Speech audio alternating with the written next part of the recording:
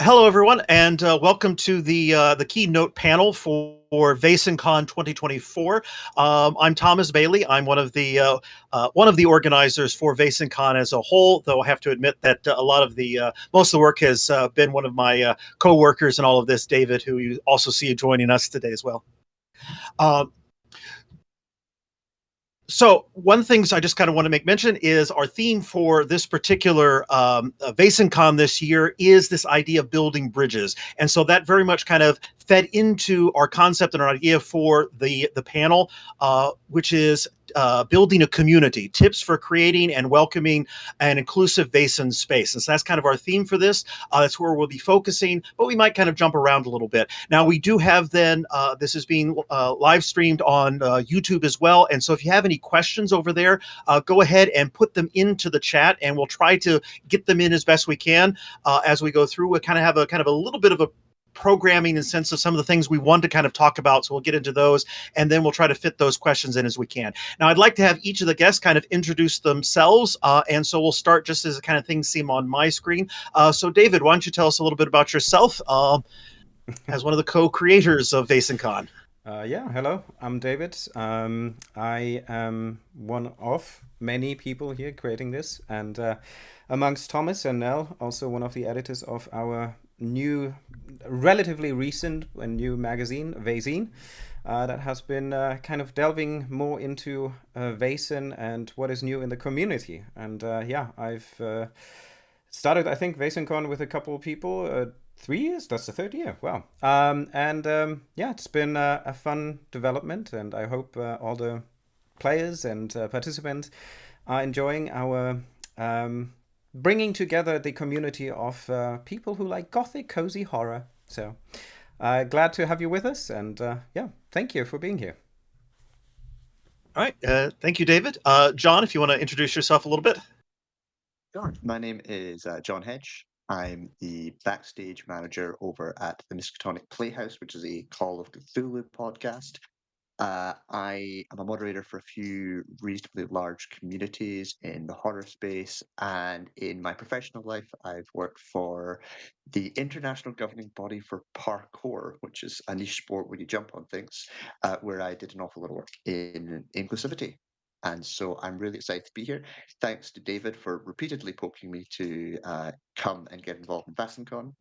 I'm also a lover of Sweden to the extent to which I now live and work here in Sweden, where it is stunningly beautiful outside for some reason. We just broke all of our records. It's the hottest day in Sweden ever. Don't So I'm jinx it. coming to you from. It's apparently going to rain so much in a couple of days that they might wash away a few mountain villages. But I'm really glad to be here. I'm really excited to be chatting to you all and talk a little bit about Vaesen. Okay, well, excellent. Welcome, John. Our other next panelist is Nell. So if you want to say something about yourself. My name is Johnell Hipol, but I go by Nell online. I'm an artist. I am the artist that works on Vaesen, but I'm basically an enthusiast. I got into Vaesen because of all the awesome GMs, and began because I like storytelling. I do love horror. I do like gothic horror, especially. And horror genre itself. That's how I got into creating scenarios, and a lot of them, because I just want to try different things.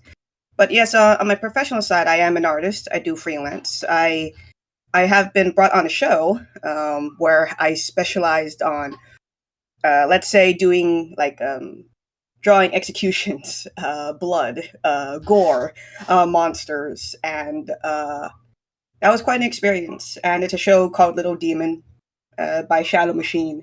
And I was tasked to create a lot of not only the monsters, but lots of the blood. So I really had to research a lot. And then I guess my crowning achievement in that is that I designed a serial killer, became the final design for it. So I guess I have a thing when it comes to design killers themselves. So yeah, that's who I am. An artist, a storyteller, a creator, amongst all things. Okay, well, excellent. Thank you. And then Nathan, why don't you tell us a little bit about yourself? All right. I I like Nell, the way you said it, enthusiast. I'm an enthusiast for Vesen. I'm returning to it after a little bit of time away. I'm one of the hosts of the RPG Reanimators, where we discuss and break down horror scenarios, different sort of topics with horror things, and we have our own actual play where I'm trying to get as many systems in as I possibly can to justify my purchases. And of course, in part of that, we're always reaching out for new players, reaching out for new systems, new sort of things. So you'll see us there. I'm also a pretty frequent member on Into the Darkness, the YouTube horror thing, but that's mostly Call of Cthulhu. Okay.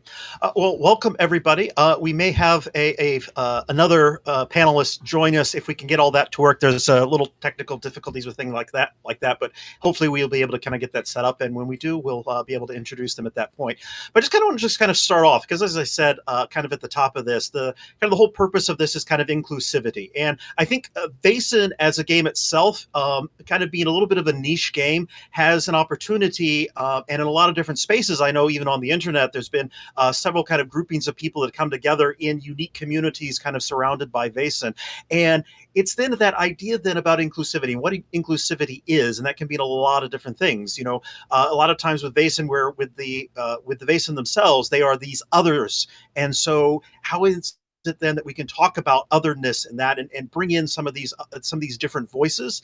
We see that in the fact that we do have a couple of different, we have the Sweden main setting, but there have also been some other people, again, enthusiasts who have created other settings for Vaesen itself. And so I just kind of want to open that up is how is it then that we understand, first off, how do we understand this idea of inclusiveness? And then what are some ways then that we might be able to bring some of those things together? Maybe I can jump into some of that. So I have a bit of a pet peeve when people talk about inclusivity and including people, which is it's often immediately said as a moral good. It is good to get more people involved. And that immediately trips people up because then they go, oh, but I must be inclusive because I think of myself and my community as a good community. I'm a part of that community. This community is good. That's quite a difficult and not very helpful way to think about inclusivity because, quite frankly, all communities are formed by people of shared interests. And so, as a natural result of that, they will be exclusive to that interest. So, the first thing you have to kind of get into your head when you're having this conversation is why do I want to be more inclusive? And normally it's because you want to reach more people. Normally it's because you look around your community and go, everyone here kind of looks like me, and I think it'd be more interesting if there were more voices. If that's where your head is at and what you want out of a community, there are some really cool tools out there that mostly um, help us include more people. And the way that it's tending to be talked about these days is we talk about removing barriers to entry. So it's not your fault that there's people aren't coming into communities so much as it is there are barriers, and you, as someone in the community, probably can't see those barriers. And your job is to go and talk to people who are nothing like you, figure out the reasons why they're not getting involved in your community, and then remove whatever barriers are in their way. And then they might get involved. They might not because they don't want to, but there's no longer a barrier in their way to getting involved. So that's the general way in which inclusivity is being talked about right now and the way we think about it and the healthiest way I think to think about it. Mm-hmm, mm-hmm. Okay. Well, I mean, how is it that we can? Because again, it is that one of the things is we get in our groups that we have, and again, it gets usually those people that we like. How is it then that we can be able to see those others that are not necessarily a part of our group, though, so that we can go and kind of talk to them and find out what is it that might be the barrier? I suppose the first thing you would do is talk to people. You will hear people say, "Oh, that's not for me because," and then one way you can do it is you can dismantle the barriers. The most common and most useful tool tends to be representation. People tend to go to communities where the people look like them. And so if your podcast is made up entirely of men with beards, then maybe you want to get some different kinds of people involved in what you're doing and invite them onto your show and get them chatting. And maybe you'll see that there's an awful lot of beard stroking going on. Uh, Maybe you'll begin to realize that, hey, getting different voices in expands the number of people. And this actually makes a lot of sense from a marketing perspective. So if you want to appeal to a younger audience, you want younger people to come into your community. And beyond the posters you put out, beyond the material you put out, beyond the TikToks or the Snapchats, you go to where they are. So it's first of all about representation. That's the simplest and, in most cases, first stop to trying to be more inclusive. Mm-hmm. Okay.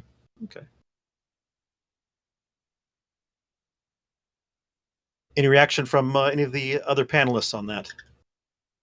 Could not agree more with having the people represented in that we have, with how we run our actual plays, we have a lot of guest GMs. People come in and we get big reactions when we have representation that isn't bearded white guy sitting there telling people how it is. And I think that's huge. Having the people not only representing it, but involved in leadership in the community is very helpful. And then it's easy to the point of talking with them because they're right there and you can ask them. Whereas sometimes it can be hard to reach outside your community. I think one of the other bits of this that's sort of fun is there's open and closed spaces for communication. So, for instance, we're on a Discord server right now, which is a very closed way of communicating. People have to opt in order to get into this space. If we want to attract a broader set of people to our communities to play games with us, we have to branch out to some of the more open social media platforms. So we have to be using Blue Sky, Instagram, TikTok, whatever of these things. And again, it becomes a little bit about marketing, but figuring out where the people that you're interested in are hanging out and going into their spaces and making content that looks like the content they consume, which can be a bit scary because it means you have to begin understanding what on earth TikTok is and how it works. You need to consider, do I need to be making videos? Do I want to attract a slightly older group of people because I want to actually sell my stuff and I'm looking to attract people with a bit of disposable income? Off to Facebook you go. So often inclusivity actually interestingly overlaps with marketing a little bit as well. Yeah, absolutely. Okay. Nothing from my point. Yeah. Now, were you going to add something, or?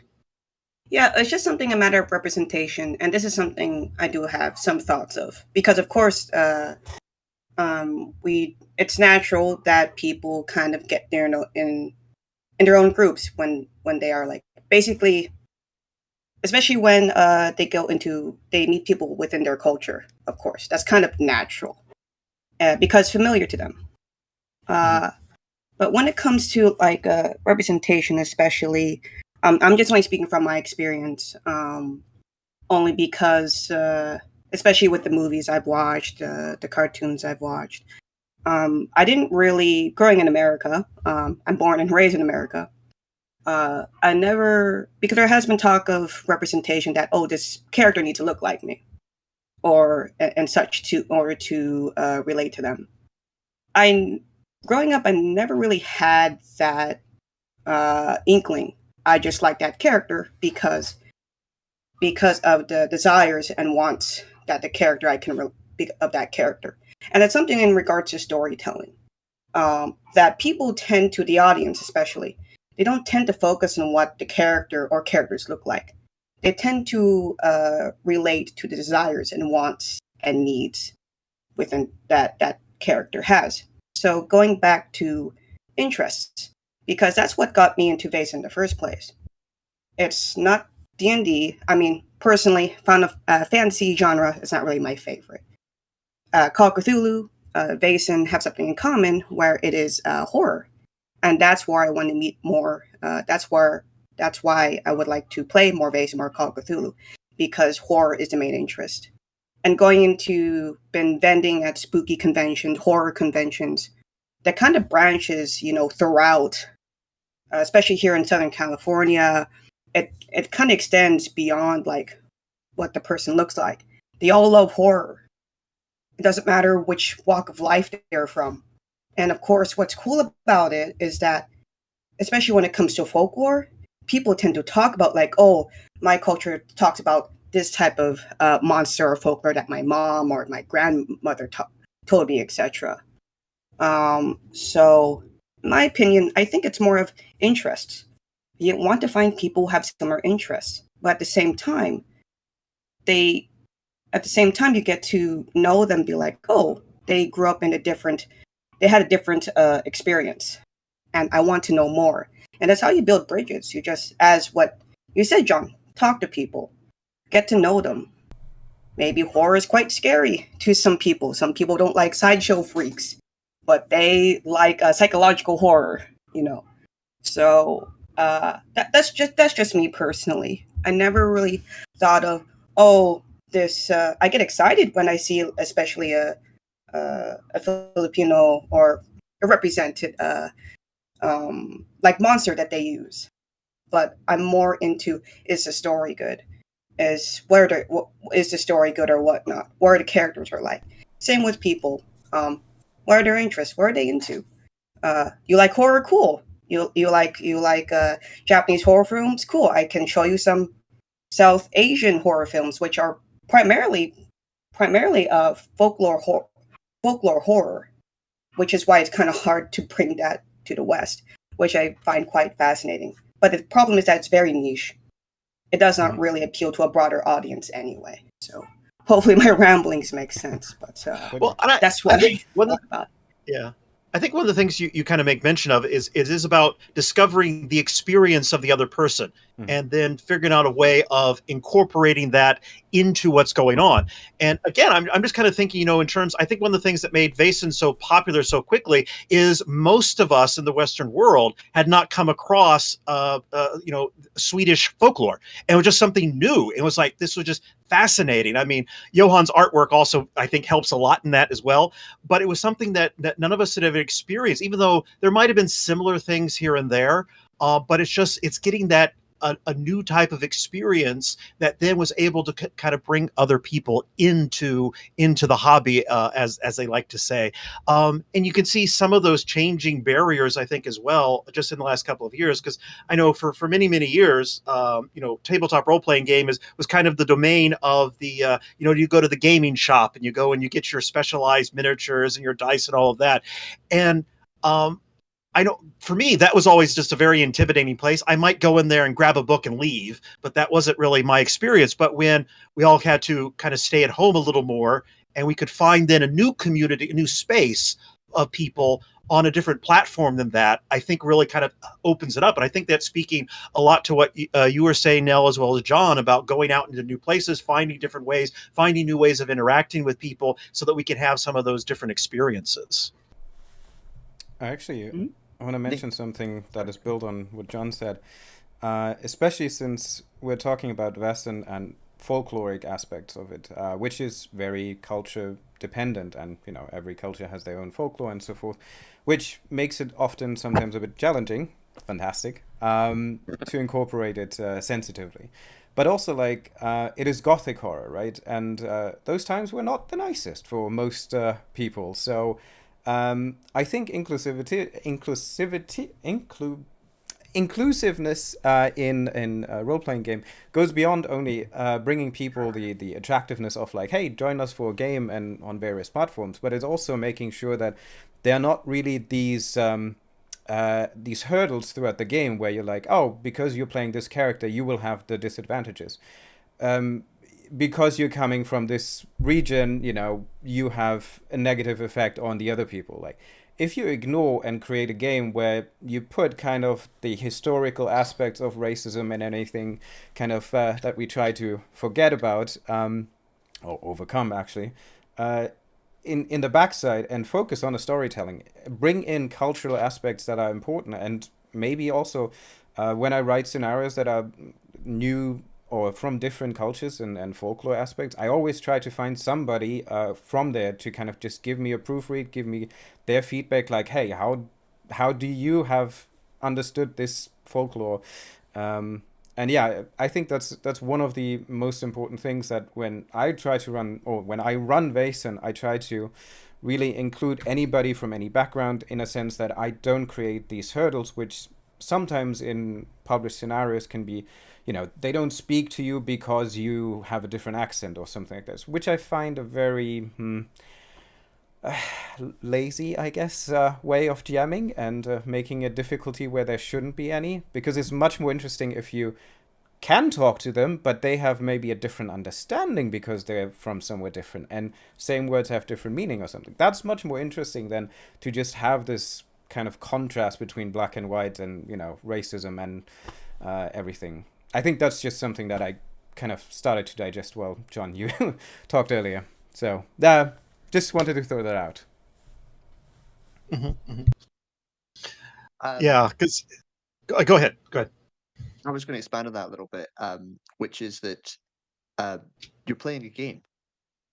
If you don't want historical levels of sexism and racism in your game, don't. It's meant to be fun. Enjoy your table. Exactly. If you want to introduce someone to your table that would not be historically accurate for them to be there, that's fine. But similarly, if you have a good conversation, a good relationship with people on your table, and you want to role play certain acts of gender norms in that period or anything else, so long as everyone's open and talking about it and no one feels upset, you can do that too. Personally, I think getting rid of a lot of the historical crap makes for a better game. But there's also things that you can include. So probably in Sweden at this period in time when the game is set, the most complex and horrifying dynamic is the mistreatment of the Sami people that lived in the far north of Sweden. They are a group of indigenous people. They're the ones who look after the reindeer, and they were horribly mistreated by the rest of Sweden, Norway, Finland, Russia for hundreds of years, and still are struggling massively. And their struggle is something that you could bring in and highlight in your games if you wanted. But again, that is an area where you might want to do your research, you might want to check on things because that can be more a sensitive topic in comparison to most Swedes who are perfectly comfortable with you just completely destroying their mythos and their fairy creatures and doing whatever you want with them because, hey, it's all fun and games. So just be aware of those different things and enjoy them. Okay. What kind of other aspects, when we talk about kind of inclusivity, again, it is about getting kind of other voices in there, getting other people a part of the conversation. What are some of those ways that we've been able to kind of do that already? Because yes, we always need to do work on this more, but what are some ways that we've seen where we've seen kind of good things actually already starting to happen?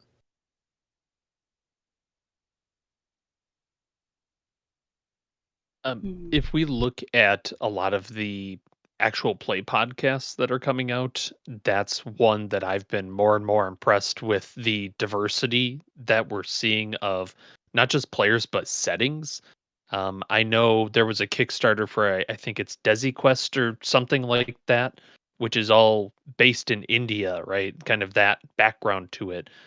This is Swedish based, so that's also different for the American audience. Just having these different settings and being able to look into a history that's not ours is excellent.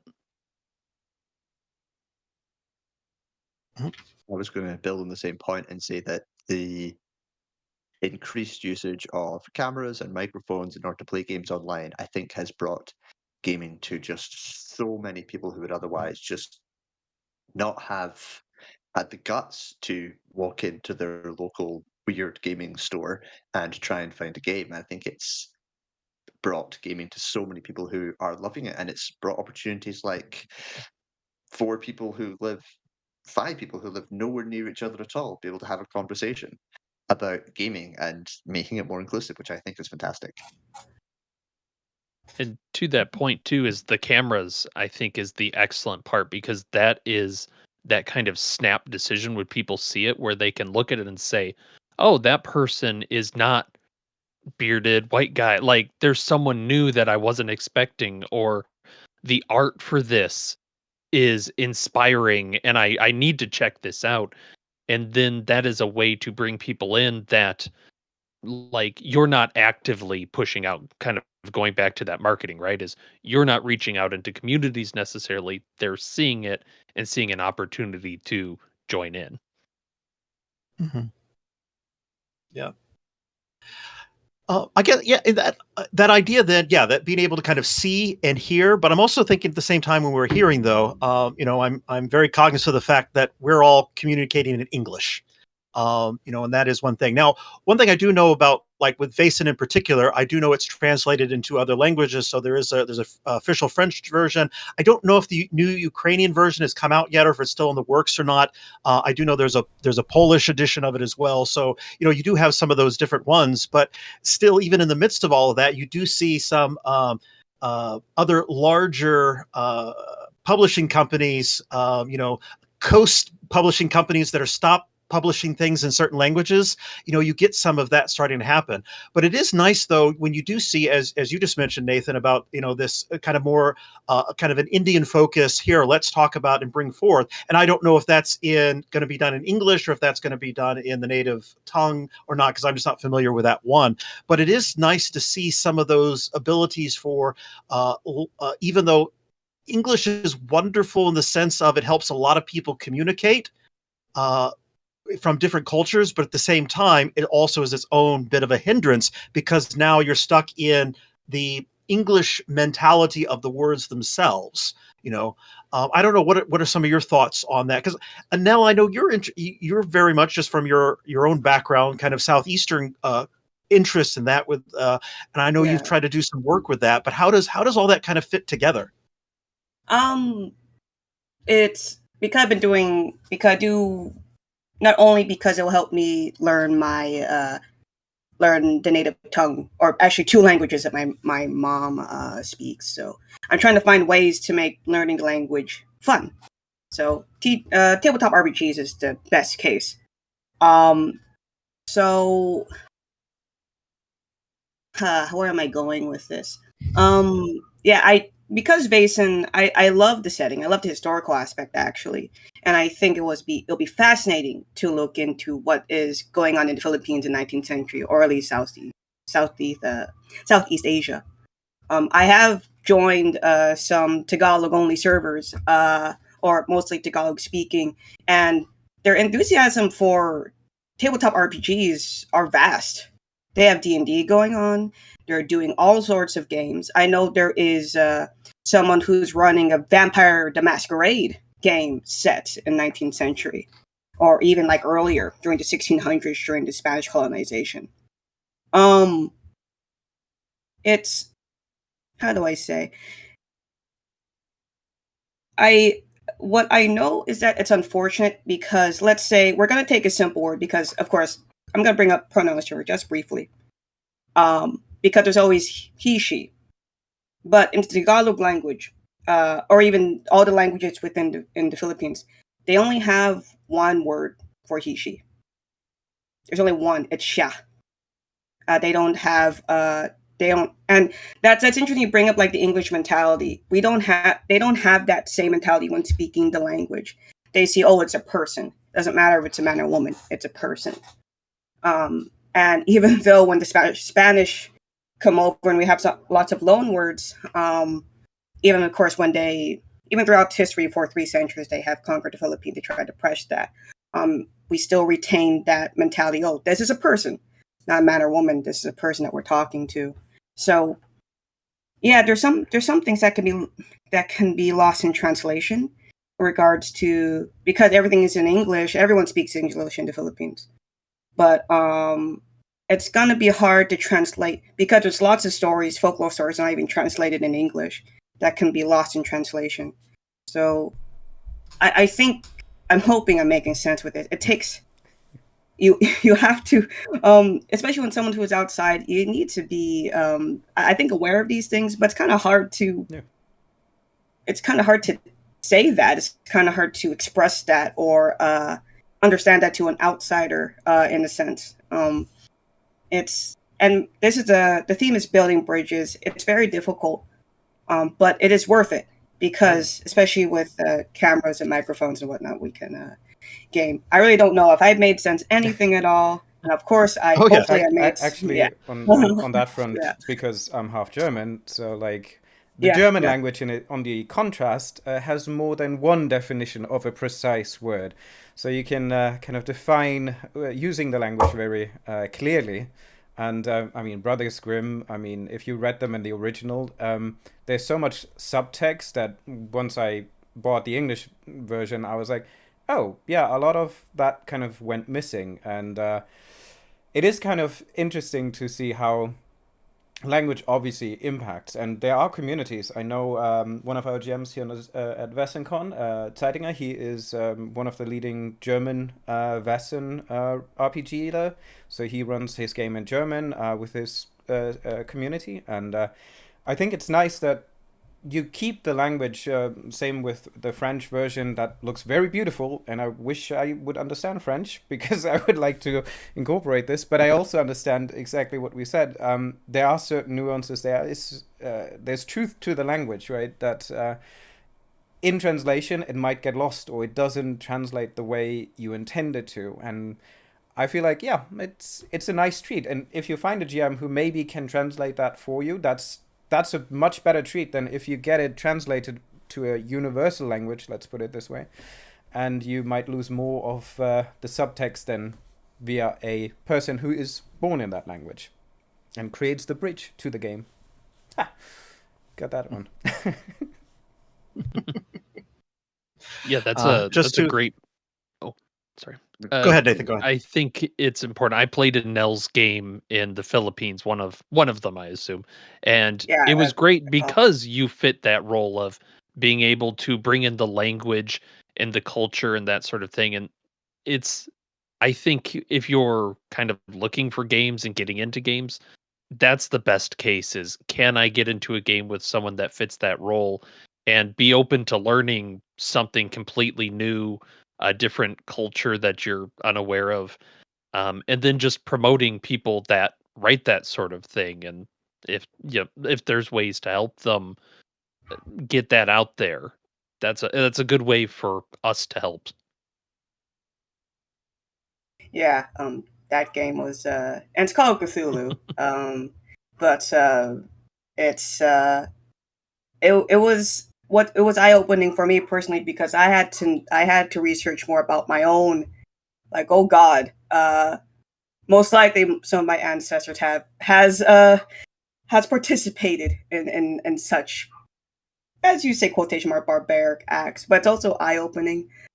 It is interesting, and I want to bring it to people who are not familiar.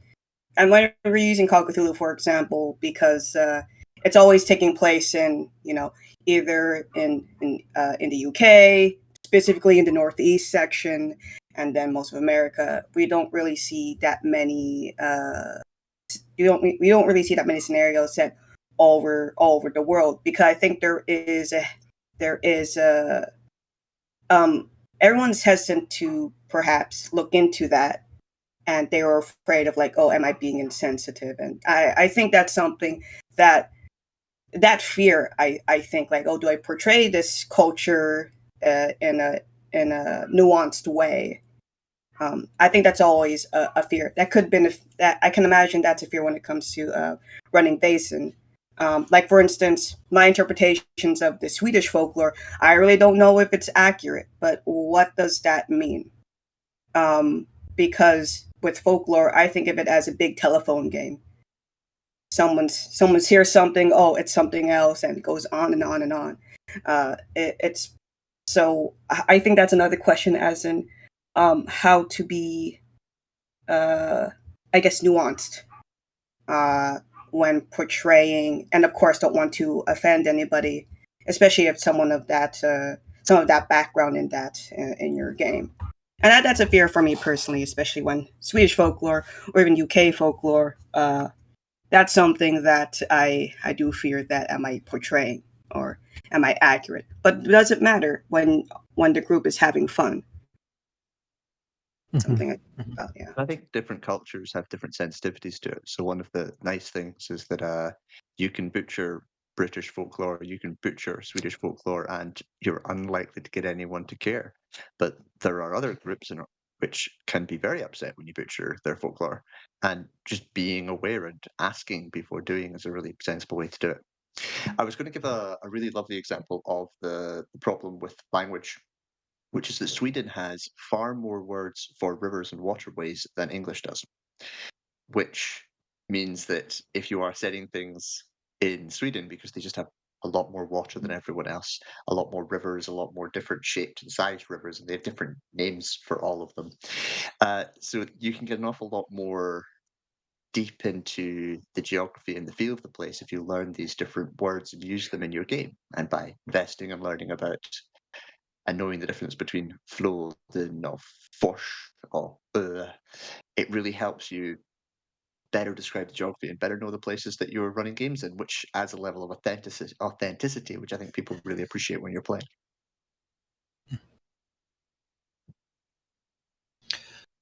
And I do wonder too, and you kind of make a good point about being able to use the actual language of the culture that it comes from, because again, you get that question of if even if we have these abilities for people to be able to game in their own native language, but then if we are trying to then force it out of that language into our more standardized English type of thing, what good does that really do, and how does that kind of work together? And so I know another thing that was kind of mentioned in some of the pre-talk about before the panel is the idea of these abilities to have communities where people with similar backgrounds could still kind of do their thing to be able to live out and experience then their own culture, their own language, their own ideas, or any similarities that they might be able to have. Whether it's a kind of an all woman or all female cast of characters. I know there was I don't know if it's still as popular, but I know there was a time period where an all female podcasts were very, very popular and those sorts of things. But even then, in other languages, whether it be in India or whether it be in Japan, or because I know Japan has a huge Call of Cthulhu fan base, and I think 95% of that is not translated in English. And so that's one of the things then about how is it then allowing people to still have common groupings based upon certain characteristics to be able to ultimately be able to explore those concepts and those ideas that they're wanting to be able to explore.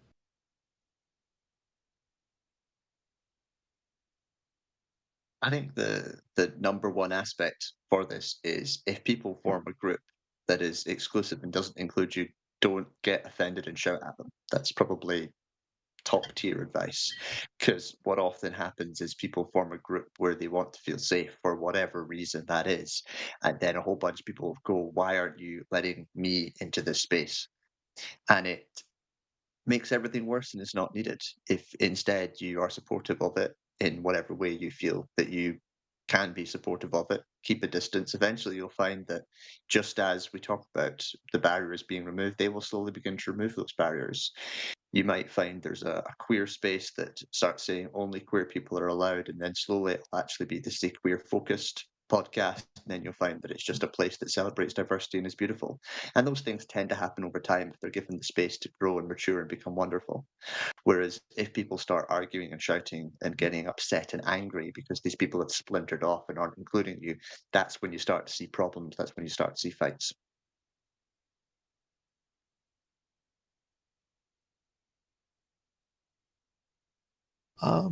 Because people for many years were not included, and then now that they have a place to kind of be their own, and you're demanding to be a part of it, it's kind of still the same thing, that I have to be there because I'm of the dominant culture. Is that kind of what you're getting at, John? Yeah, it's surprisingly common in these instances. So whenever the bearded man is excluded from a space, he generally gets very upset. Try not to be that person.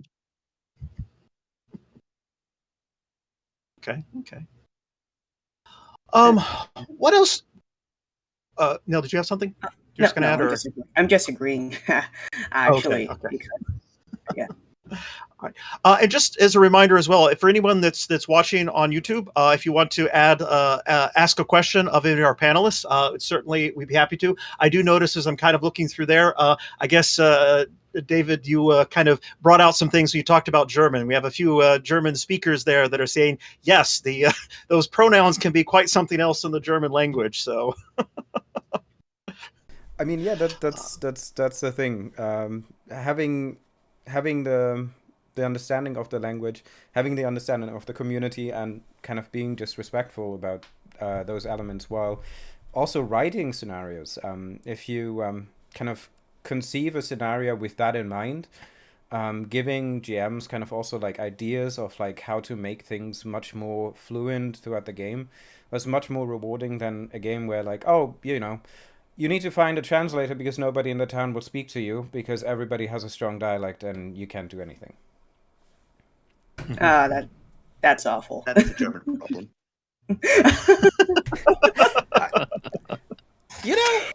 I kind of agree, yes, but I cannot deny it either. So it's like, okay. As someone with reasonably good Hochdeutsch trying to understand Schweizerdeutsch is something else. And we're not even speaking with East German accents or Bavarian accents or middle Germany. Yeah. All right. Well, we're going to take a quick little break because we do have our final panelist was able to get on. So we do need to take just a short little break to be able to get them to come on. So, David, just a couple of minutes that we'll be off and then we'll be right back on? 1-2 minutes and we're back. Okay. All right. So we'll be right back, and think of any of those questions you might have.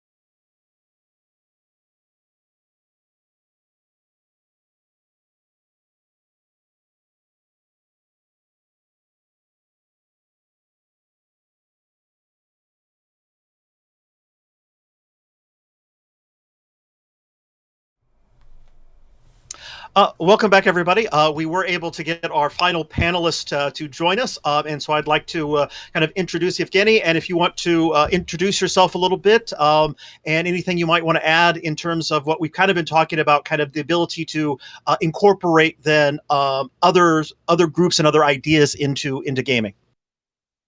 Okay. Hello, Thomas. Happy to finally be here. Let me quickly introduce myself. My name is Eugene. I am administrator of Ukrainian VaesenCon community, author of 2 published mysteries. Only one is available in English on Drive-Thru. I'm working on second one, so it's available too. And yeah, in general, a big Western fan. And here in Ukraine, we are trying to build a local community based around local folklore. So if you haven't discussed that yet, that would be a good point of discussion, like how work with local folklore, so people have an easier time to start in the game. Actually, that is kind of one of the things we were talking about a little bit on the periphery. So it might be interesting to hear because, I mean, a lot of us are kind of rediscovering folklore, and maybe some of the traditional folklore that come from our cultures.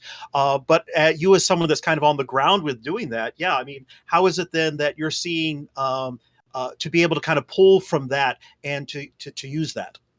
Yeah, I would say it's very important to get in touch with people who professionally study folklore, who know a lot about it. And we were lucky to know such people. In particular, there is one author in Ukraine, Dara Korniy. She's written 3 books, Magical Creatures of Ukrainian Myth. And I would say they're already, ready to be pulled into the game. Because for each creature, there is a short fairy tale, description, some backstory, then things which it don't like and things which it likes. So you can already like work with something like this to introduce rituals, for example, for Vaesen. So her books in particular were very helpful. And also there is a group which studies Ukrainian folklore. I think it's sponsored by the government actually, and they're doing YouTube videos on various creatures, and those videos also of much help. Yeah. Something like that. Okay. All right. So it's always those professionals are helpful, I guess, on occasion, huh? Yeah. Okay. Actually, Mokeiev, the book on which we are based, Spirits and Monsters of Mythic Ukraine, they also worked with professional folklorists and researchers. So they also had a good base to base these gorgeous artworks, which we then used into our book. So yeah. Okay.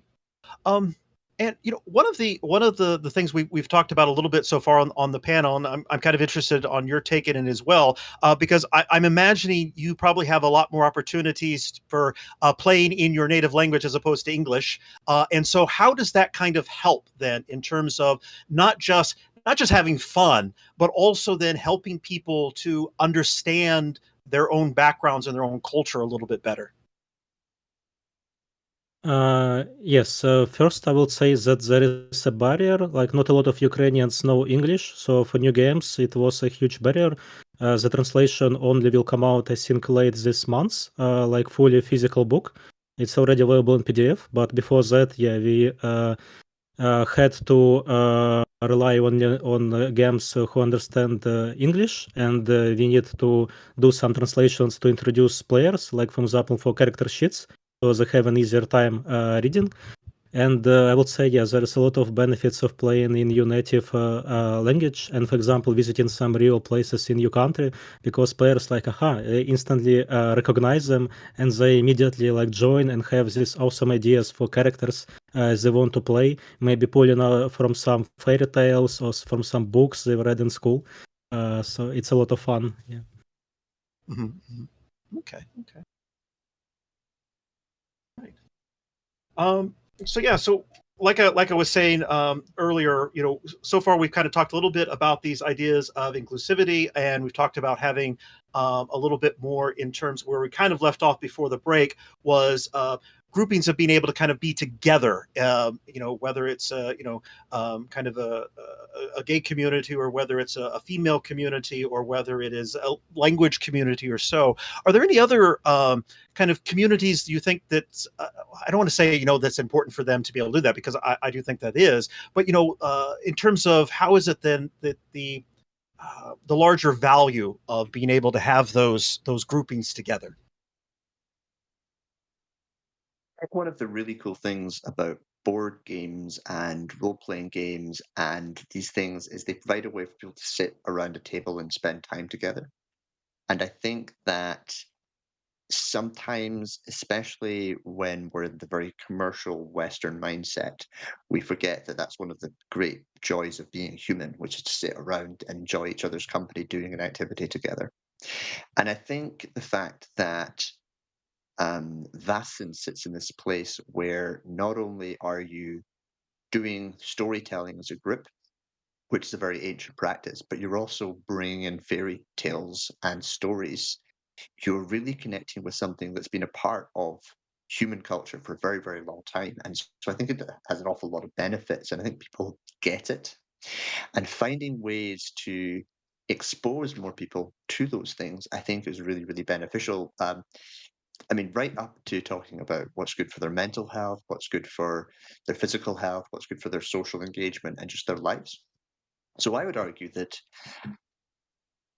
if we can, we should be working towards getting more people involved in role-playing games because it will make their lives better, damn it. And we should drag them to the tables, whether they like it or not, chain them up. Wait, no, hold on, I've gone off topic here. My horror has come out. No, but I really do think it's important for us to introduce the game to new people and find ways to introduce it to new people. If I can jump in on that as well, I think Vesen as a concept in the way the world is structured there, it is very much about learning to understand creatures, people, just situations that are not applicable to you. The difference between the industrial versus the old folklore. And these are problems that you can't solve by shooting them. You can't bring out your +1 sword and hack away, and then the the Ashwife will go away, right?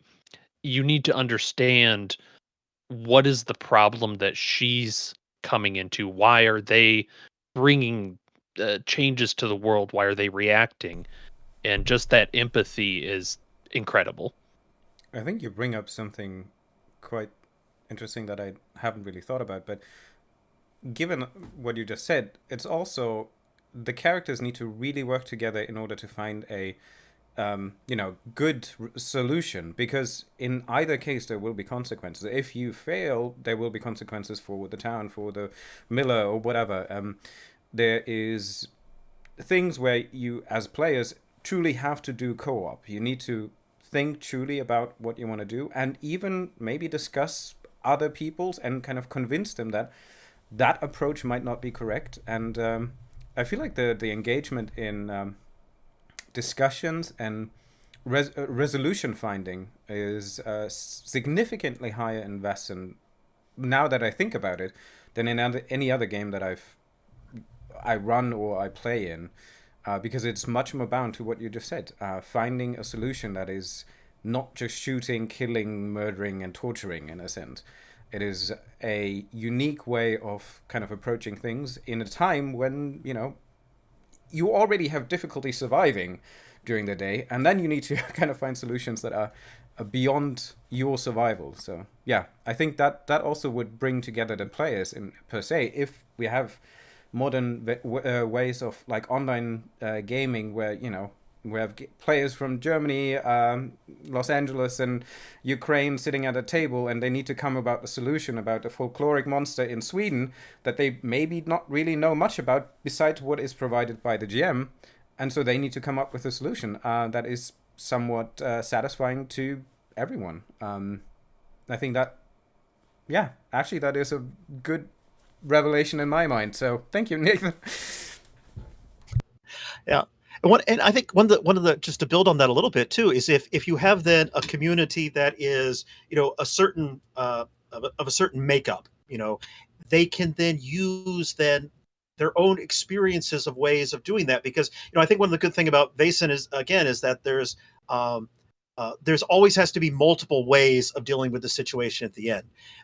And so, the way that, a group of Ukrainians who are coming together to play might come up with an idea for that, or a group of women that are coming together to play might come up with a different idea to do with that. And all of them then are very valid ways to kind of deal with the situation that can kind of, I think, help to reinforce the power that they ultimately have in themselves, apart from yes, it's a game and all of that, but it's recognizing and understanding that I can think through these things and I can understand these things and I can come to a good solution and a way of doing them based upon who I am as an individual, that doesn't have to be because of what the outside pressure tells me this is the way it needs to be, that I can come up with our way of coming to the solution. I And can oh, go ahead. sorry, yeah, I can jump in on that. Just some thought that passed. It's often difficult, like, to bring players to interact between each other and roleplay, like, in character between each other in other games. But in Vaesen, especially if we talk about like some morally gray mysteries like Silver of the Sea, the players will have an opinion, like you said. It can be different, and they will argue like in character a lot. And I think it's what it's great about this game. Yeah. I have played in that scenario recently, and it's just unfortunate that my character in that scenario kind of fit very well to the point that almost like a kindred spirit to the main NPC, and that was really fun. And but regarding Vaesen, like, it's a horror game, and there's lots of buy when it comes to horror in general, because what I like about horror, that it is morally gray. And then there are times that, yes, in Vaesen you can talk to the Vaesen, but sometimes, like people, Vaesen can be quite unreasonable. They can be quite fickle. What are you going to do? And that's when I like to hear player characters or players just coming together to have a discussion that, okay, what's the best ending we can get in a horror game? What is the best solution we can come up with? Because ultimately, there'll be consequences, whether good or bad, and I think that's something, especially when you're explaining Vaesen to people who are used to playing heroic games, like, fantasy games, where good versus bad. And there are times where that's fun, but then you're trying to put them in this morally gray mystery setting. It'll take them some time to get used to, like, oh, I can't just get a sword and kill the revenant. That's one way to die. You actually have to understand about what created a revenant, who was the revenant, etc. And it's because I've managed to convince a D&D group to play Vaesen one time. They were still kind of silly in the game I ran for them, but they got it. I think it just takes some time to build bridges, as the theme we have now, and it's just going back to how it's the old way of, like, getting together around the table, just collaborate on the story, have fun. If your character dies, and character death is a thing that people don't like, but it can be quite rewarding in a sense where it could make a memorable story that your players and yourself be telling to people and others, and maybe that'll get their attention, like, oh, I want to play that. So that's what I like about Vaesen. Even though it's very niche, it attracts people who are into that, and hopefully when they tell stories of their games, it might attract more. And that's where I'm getting at. The morally gray, the discussions that you hear, it's a lot of fun in regard to the game. Yeah, to that degree as well, like all of the player characters as well. You had mentioned heroic fantasy.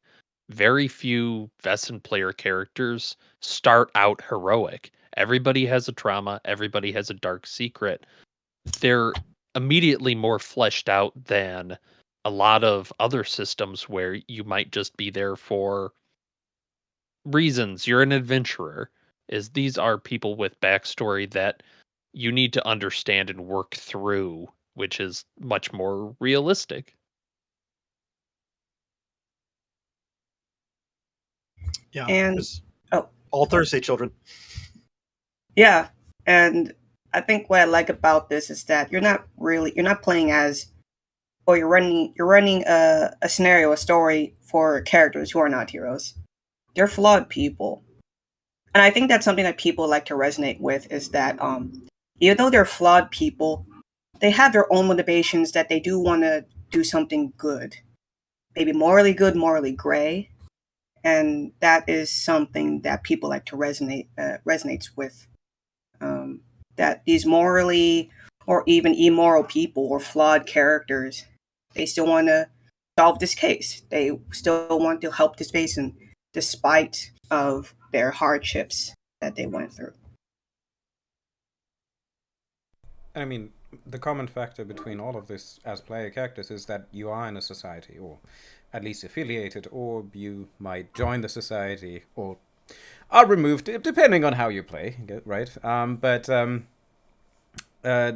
Even within that lore and the background, you already have the different splinter groups, you know, the Rosenbergers and other ideas that you can spin stories of. And I think the idea that you start off as a flawed, quote-unquote, human character who's not perfect, he's not also like an adventurer who does that every day, but like they just get a call from, you know, Hilda, who's in the field, and she notices that the crop is failing for the 5th time in a row. If you can help her. And so like suddenly you slowly learn more about yourself, about the law, about the community, about aspects of how to deal with people, and suddenly you realize, yeah, there is more to life than you thought of in the beginning. And I think that's all kind of bringing together. And I think Vaesen is also unique because even though when you play independently with groups, you can create a narrative. If one of the players kind of continues to play in all of them, you have a narrative thread where he can relay like, hey, listen, that woman was actually associated with this and this. And so like suddenly you have like a continuous lore, which is beautiful. It doesn't cost much of creation. You just tell the next story, and there you go.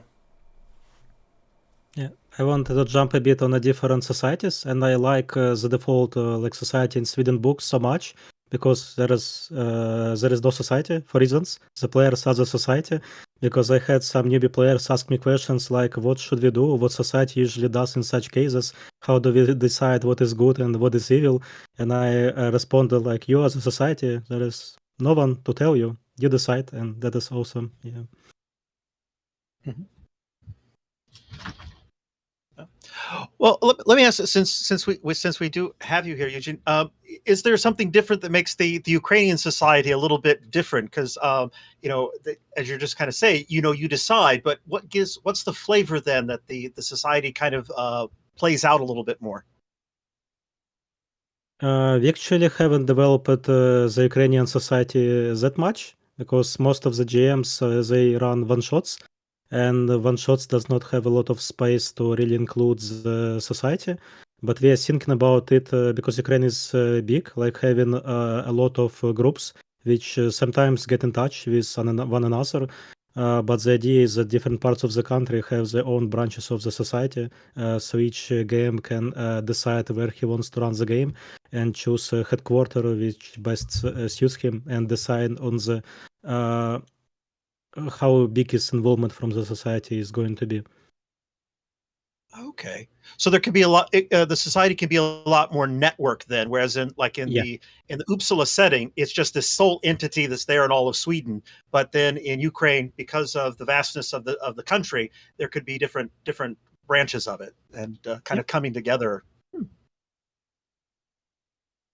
That's interesting.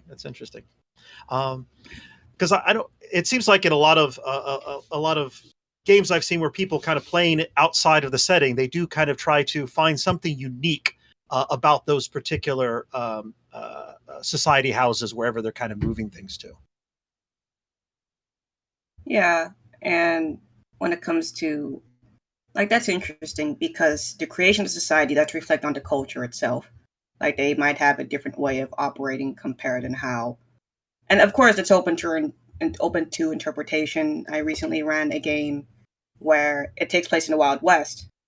And how I thought the society works is that around this time, the United States is like so vast, you can't really have one hub. So I thought, just to fit the Wild West setting, one representative from a society house goes out and they just start recruiting people, like a posse even, or even some contacts that are scattered throughout. Because I did actually include it, like, because your society, Thomas, in New Orleans, a representative from New Orleans just goes up to Texas and then starts recruiting people along the way, gathering, the Wild West feel of a posse just entering a town in North Northeast Texas, and this is coming from someone who, I mean, I'm in California. I've not been to many parts of the U.S. other than Northeast and parts of Utah. So that's just my interpretation when it comes to the society in the Wild West, and it's something recognizable to like Americans, but I can imagine how fun this would be to people who are outside. Like, imagine introducing this to maybe to a group of Europeans or a group of English players, because they like there is like a mythological factor when it comes to cowboys, the individualism, the one man versus the environment and whatnot. There's that mystique that I can imagine other players from outside of the culture would be pretty happy to play in. That's another way to build a bridge. Create something that you're familiar with, present it to people that who are not familiar with it. Just as simple as that. Just one thing to add that I just did notice came through the chat. Tom Moore, who does the modern Vaesen, he kind of mentioned one thing I tried to do in the latest Vaesen was to build a society that is a network of people instead of a castle made of rooms. So a little bit of a plug for the Vaesen, but yeah, that was one of the things that in a modern setting, how is it then that things might be able to kind of be set up and more of the networking systems that we have today, as opposed to a physical location. So yeah. I actually, to build on the comments, they're chatting a little bit in the comments about the fact that they don't like big boss fights in Vaesen, kind of building up from what everyone was saying earlier. I actually think part of the reason why Vaesen works and has that grey area is that I think the game lacked a bit of playtesting early on, which means that the Vaesen are all a little bit more powerful than they should be, considering what's written in the book, and it doesn't quite balance very well, which has actually led to a better game. So I think that's actually a little bit of an accident in Free League's early balancing attempts, and has led to a game which just can't really have as much violence as it was probably meant to have, which is a nice little accident, which I always appreciate when I read and then play the game. Yeah, actually, to build a bit more what you said, I usually start the Vaesen the same way you would start an OSR game. Like 10 players, you can't win probably in a straight combat. You need to use your brains, you need to come up with solutions, and then if they do it right, they totally avoid fights. So most of my games don't have fights at all. Yeah, they tend to go bad if they engage in fights. With my group, with which I play at the campaign, they once got in fight, I think it was during Fireheart, with a group of 3 people, and they lost badly, and then they decided if we lost 2 people, we are not going to come up against the Vaesen. And, yeah. Go ahead, no. Oh, it's just because recently around this Western, there was a fight at the end. Because I thought it was climactic, but because when you're shooting a gun, you have to aim. You can't just shoot like randomly. So they really enjoyed it because when they try to talk to people, I mean, they talk to people, get much more information, but they didn't have enough. But instead, when the fight happened, they're able to figure it out. It's like a puzzle that, oh, this Vaesen did a thing. I need to shoot that thing. Because early on, bullets can't work against it, but they figured it out in the fight.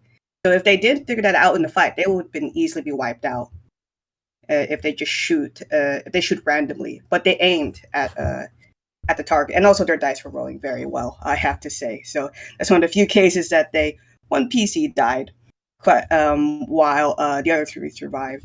So even when there is a fight, you have to figure out like what is their weakness, what is the puzzle.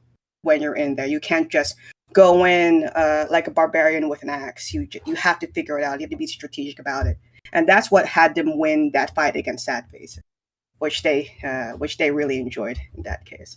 So stuff like that. Well, and I think though too, in the way that everyone builds their scenarios in different ways when they're running games and whatnot. But I think that's one of the things also about Vaesen in terms of being able to have us look at things in a different way. There's one scenario that I like to run often that basically what's kind of happened is that a switchover from using wood in order to run the banya to coal has now corrupted a Vaesen. And so it's that change then that humanity is introduced, which is causing this problem. Now, the initial issue that happens is that this banya, because it's been corrupted by this changeover to this coal, it ultimately starts killing people. And so people are like, oh, we just have to kill and stop this Vaesen because it's bad, it's evil, and whatnot. But over the course of time, they do discover that there's a reason for it, that what we've done, what we've changed in someone else's environment has affected them in some way. And then that we have some sort of responsibility then in dealing with the result of what we've kind of done in that situation. And I think that's just kind of one of the nice things about Vaesen. And again, I think it goes a little bit to what you were just saying, Nell, about needing to stop and aim at something first. Is you have to sit back and kind of think what is the larger picture, the larger thing that's going on in this situation.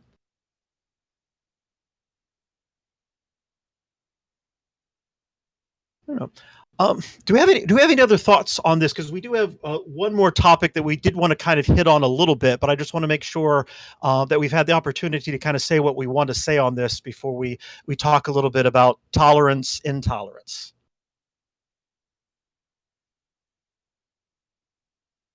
Okay. All right then. All right.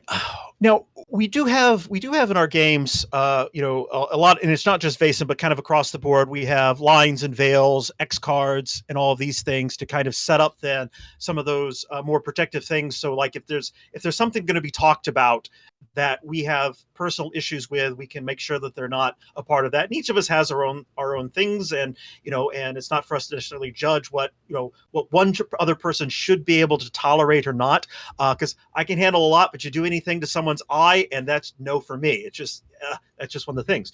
But we do get into this question then of how in a welcoming environment, how in terms of tolerance, what's allowed, what isn't kind of allowed. So what are people's thoughts on this? Is it just we need the lines and veils and X cards and that solves everything, or is there anything else we should add to that? I tend to ask because what people tolerate or not tolerate, they try to keep them close to their chest. They don't want to announce it in front of people. I always ask that, hey, if there's anything that you don't want mentioned, please let me know in DMs. Or they pull me aside and be like, oh, this is not what I don't like. And also, of course, let's say they bring out the X card immediately. Because sometimes the most common thing I get is that when players are playing, they don't know yet until something comes up. Because, and of course, when something comes up, that's when they go, wait, don't go any further. And that's when I stop. So there's only so much you can do, like ask the person any lines and veils. And when they say, oh, I don't know, when something comes up, they immediately don't like it. You tell them like, hey, no, fade to black. That's it. Like, oh, okay. And that can be, I guess in some cases it can disrupt the game, but everyone is different. Everyone has their own threshold. I mean, that's how I do. That's how I tackle it when it comes to running games with players now. You just let me know if there's anything. And my threshold is quite high. I can go to really dark places. But I know that's not for everybody, because ultimately, as GMs, also when it comes to playing with other people, all of us want to have fun. But there's always like that. I don't want to mention them per se, but I can imagine there is that one small list of things that people don't want mentioned. So Yeah. depends on the players. Every people is different too. So it's. I mean, that's my thought. One of the things to consider in general is it is a horror game. It is a cozy horror, but characters are flawed characters. They have dark secrets. They have traumas, and especially if you have the ability to create improv situations and kind of expand on dark secrets and trauma. Just make sure in a discussion beforehand, either as Nell described, or create a communal horror contract, which I like to implement nowadays. It's just an online Google form where everybody can kind of put in their stuff without leaving a name or something. And so that allows everyone to be aware of each other limits, so that I can point out those that are kind of redlined and say, okay, guys, we're not going to cross those. Make sure that you respect the other ones. And I think one of the things to consider for role-playing games and scenarios is just find appropriate content warnings that you as a GM know will come up, and kind of announce them before the game, and make sure that you also set the expectations before you kind of start the game. Like in a description, just say like, okay, this will be combat heavy, this will be investigatory heavy or something, but kind of set the expectations that you as a GM want to see, and like make clear that there are certain events that are going to happen. Swedish Vaesen, the Muling, it is a child, so if you want to understand how he came to be, it might involve some death or harm to children. So if you're not comfortable with this might not be the scenario for you. And it's not, it's not trying to exclude people. It's trying to make them aware that if you will play this game and you have that veil or line, then this is maybe not the game. As much as you want to as much as you want to play it, this is not the game that you want that you should play. Then wait for another one, and maybe look for another one. But yeah, it's not good if you force yourself to play a game just because you want to experience it, but you know that you have a line or a veil that is going to come up. So if the GM does a good job of creating content warnings and has a discussion briefly, either communal contract or directly with the players, I think that allows to kind of immediately start kind of the narrative of the game, and kind of make sure that everybody's comfortable and understands kind of what to cross and what not to cross. That's, I think, my comment on this. Yeah, I can quickly add to that. That's usually what I do as well. Like, always specify trigger warnings, and the Vaesen does a good job because each model has those. You can just copy paste them into a description when you're making when you recruit new players. And if you write your own model, it's naturally to also include those things on the cover, so people who buy it or who run it, they are aware what's inside, and can also warn their players what is they going to encounter. And I just want to kind of add, one of our people in our chat is kind of echoing a little bit of what you both have been saying, but they do, Agostino adds, by the way, I'm about to start DMing the Lost Mountain Saga and have to change the first Vaesen because one of my players and best friend is pregnant. I know that she will have an awful experience. And so as a GM, that's also, I think, one of the things we can do is, because we don't have to completely destroy necessarily what's written, but sometimes changing things up a little bit to still make it work with the people that are there. So it's not always, you can't be a part of this game because of X, Y, or Z is in it, but maybe there is something that we can do when we're running the game in order to be able to make that a good experience for the player as well. I think maybe I can take this question and discussion in a slightly different direction that's still really relevant to this topic, which is all of the stuff that happens outside of the table in your communities as well, and making sure that you are making the correct choices. What I tend to think of as moderation when it comes to the people who are able to sit down at your tables. So you want to have it as open as possible. You want to make it inclusive. We've just spent, 90 minutes discussing being inclusive, welcoming new people. But if you have spent any time in gaming spaces, you get really weird, disruptive, problematic people turning up at your tables eventually. And figuring out how to deal with them is really, really hard because you want to be inclusive, but you also hate playing with them because they make everything about them and they're just not nice to have at your table.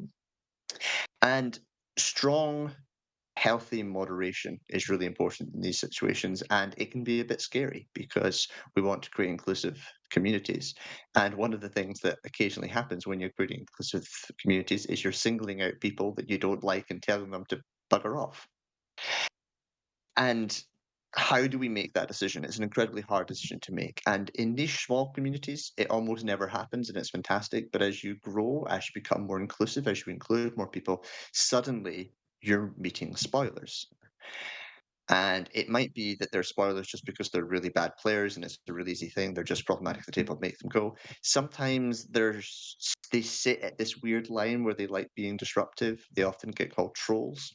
And having a solid rule in place and also a good moderating team who are able to discuss these things can make for a really good table environment. And my role for this is be intolerant of intolerance. If they are being bigoted towards a group of people of any characteristic at all, and they are warned and they don't correct that behavior, kick them out. Don't make excuses. Don't give many strikes. Don't try and have lengthy heat back and forth. He says, she says. Just kick them out. You don't need them in your spaces. Your space will be better off for it. We've had to ban a fair set of people from a number of the servers I'm in, and it has always been the right decision when we've done it. It is very rare that you regret kicking someone out of a server, because by the time you're considering it, you kind of already know the correct answer.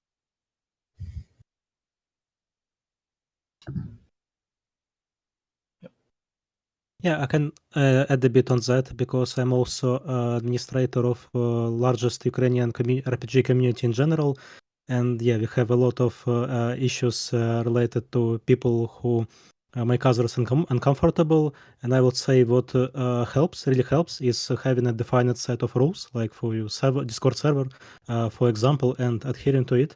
If a person violates the rules, that get like the first strike, second time, second strike, and third strike is bye-bye. Yeah, as a clear system helps with this. And if you can have people that aren't exactly like me be moderators as well, that I found is very helpful because I don't even notice everything, right? There may be people that other people are more sensitive to, and it's exactly the same thing. Is you need to know when to remove them from the situation when you're not the one seeing it.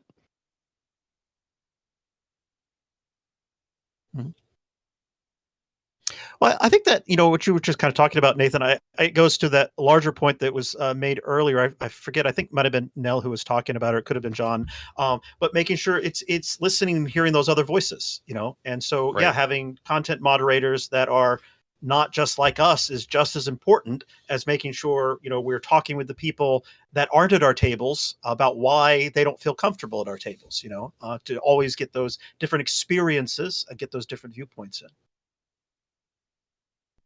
Yeah, and I think one of the points here, that, lastly to add, is don't be afraid of feedback. Just, don't. It is feedback, and take it and digest it. Don't respond in haste.